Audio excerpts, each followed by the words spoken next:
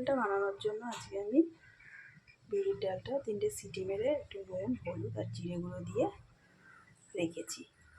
এবার কড়ায় তেল দেবো। এই তেলের মধ্যে শুকনো লঙ্কা, পাঁচ ফোড়ন আর আদা দিয়ে একটু নাড়াচাড়া করে টমেটো দিয়ে দেবো। নাড়তে থাকবো। শাশুড়ি মায়ের হাতে এখানে হচ্ছে সেটা এই বিউলির ডালের রেসিপিটা খেতে টেস্টি হয়।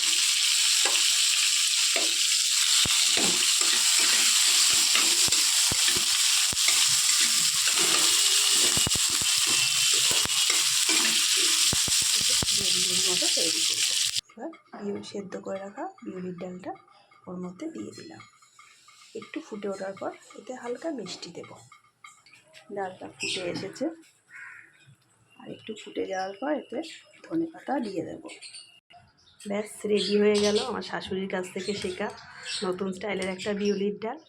রেসিপিটা ভালো লাগলে লাইক, শেয়ার অ্যান্ড সাবস্ক্রাইব করে দেবেন আমার চ্যানেলটিকে। নমস্কার।